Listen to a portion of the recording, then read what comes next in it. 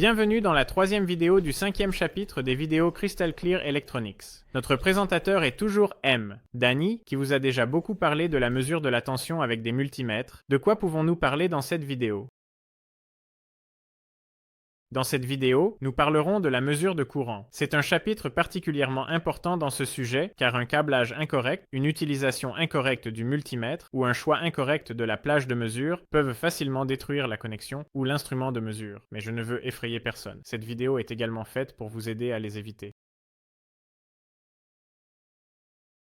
Si vous voulez mesurer le courant, le multimètre doit toujours être connecté en série au circuit, car nous voulons mesurer le courant qui traverse l'appareil. Câbler de cette manière rend la mesure difficile, car le circuit doit être ouvert au point à mesurer.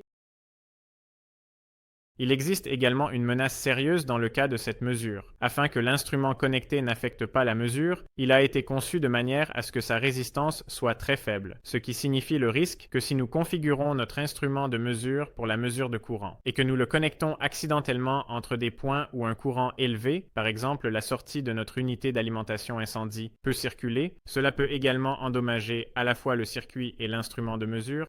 Faites attention à cela lors de la mesure. Lors de la mesure du courant, la direction du courant est positive si elle circule dans le fil rouge et sort par le noir, alors vous voyez un nombre positif sur l'affichage. La direction du courant est négative si elle circule dans l'autre direction.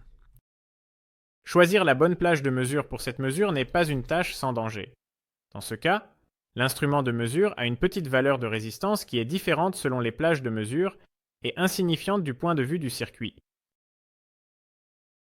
La valeur de la résistance utilisée pour mesurer des courants plus faibles est plus élevée, ce qui signifie que plus le courant circule, plus la résistance chauffe, voire brûle. Avec ce phénomène, nous en apprendrons davantage sur la capacité de charge des résistances à la fin du programme. Par conséquent, le choix correct de la limite de mesure revêt une grande importance. Si nous ne sommes pas sûrs de la quantité de courant électrique à mesurer, il est judicieux d'essayer d'abord une mesure plus grande. Pour ne pas endommager si facilement l'instrument de mesure, un fusible y est intégré. Si je mesurais un courant supérieur à cette valeur, mon fusible se déclencherait, ce qui protégerait le reste de l'instrument. Mais malheureusement, je devrais remplacer le fusible. Dans la première vidéo, vous avez mentionné que votre multimètre a une limite de 10A. D'après ce que vous avez dit jusqu'à présent, c'est inutile. Ou pas. Vous avez écouté très attentivement. J'ai dit cela, je n'ai pas menti, et il n'y a pas de faute d'orthographe sur l'instrument. Il est possible de mesurer des courants plus élevés, mais cela nécessite des précautions supplémentaires. J'ai déjà mentionné qu'il existe aussi des multimètres où les câbles de mesure sont fixés au boîtier, ce qui signifie que malheureusement, nous ne pouvons pas choisir comment connecter les câbles de mesure à notre multimètre. Pour de tels appareils, assurez-vous de lire les instructions avant utilisation et quel courant nominal est autorisé. Voici un résumé de ce qui se passe dans la mesure des différents courants pour les deux modes de câblage différents, avec fusible et sans fusible. Je voudrais noter ici que j'essaye d'interpréter ce tableau en relation avec le multimètre dans le manuel écrit. Si vous regardez la première ligne, vous verrez qu'il y a une colonne séparée pour les nœuds sur le câblage avec fusible, à droite il y a des nœuds sur le câblage sans fusible, et à gauche vous verrez les courants correspondants. Si nous les regardons dans l'ordre, nous pouvons voir que si nous voulons mesurer entre 0 et 200 milliamps, le mode de connexion avec fusible est celui recommandé, afin que l'instrument mesure correctement, si la limite de mesure est correctement réglée avec le cadran rotatif. En comparaison, le mode de câblage sans fusible est un peu inexact sur cette plage de courant, et n'est généralement pas recommandé. L'instrument mesure correctement si la limite de mesure est correctement réglée avec le cadran rotatif, mais nous préférons recommander la connexion avec fusible. Si vous allez plus loin et souhaitez mesurer entre 200 milliamps et 10 ans, vous devez éviter la méthode de connexion avec fusible, car l'instrument a un fusible pour le protéger de dommages supplémentaires. Et dans de tels cas, l'insert de fusible devra être remplacé.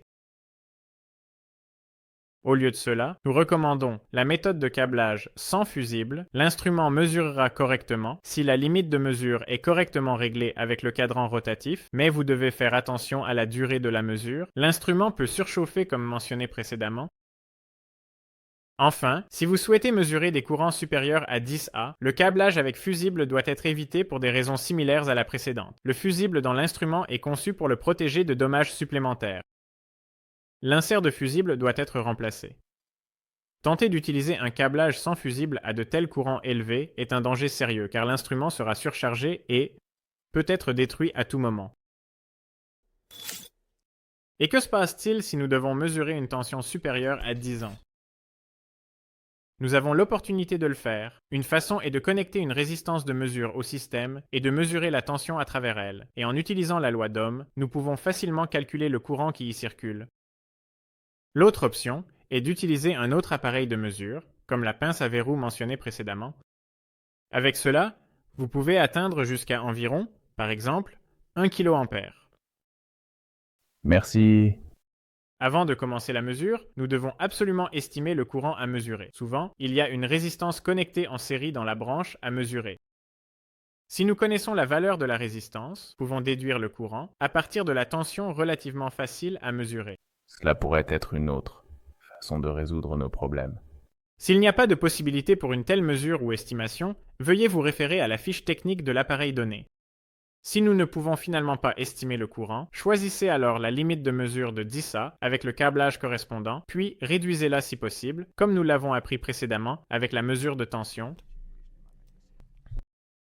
Maintenant, examinons une mesure spécifique ici. Gergo, je vais demander à nouveau ton aide à ce sujet. Prépare notre connexion précédente utilisée pour la mesure de tension, qui se composait de deux résistances, une de 100 ohms et une de 1 kΩ. Nous avons déjà mesuré la source d'alimentation là-bas. Voyons maintenant ce que le courant dans ce circuit nous indique.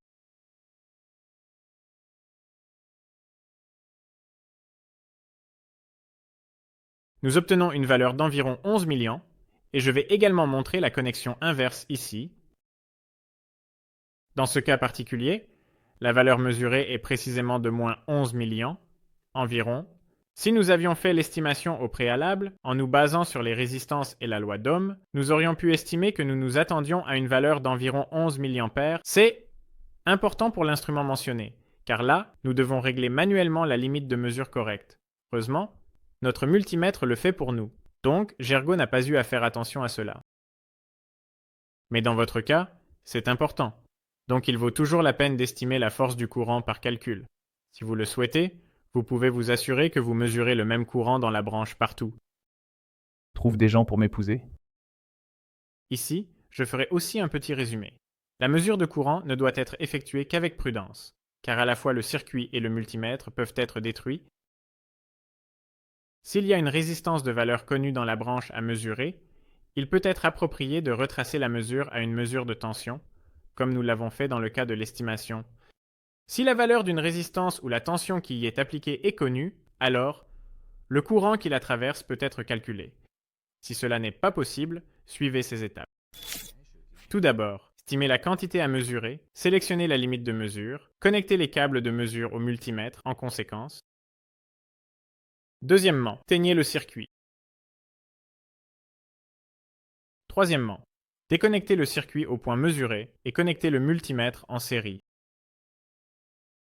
Quatrièmement, effectuez la mesure. Si vous mesurez un courant supérieur à 200 mmHg, faites attention à ne pas surchauffer l'instrument. Par exemple, pour les courants élevés, nous prenons une pause minimale de 15 minutes pour une mesure maximale de 10 secondes. Cinquièmement, lorsque la mesure est terminée, éteignez le circuit et restaurez son état d'origine. Merci Bella pour les conseils détaillés. Je pense que le tableau récapitulatif des méthodes de câblage et les nombreux conseils pour protéger à la fois le circuit et l'instrument des dommages seront très utiles aux spectateurs de cette vidéo.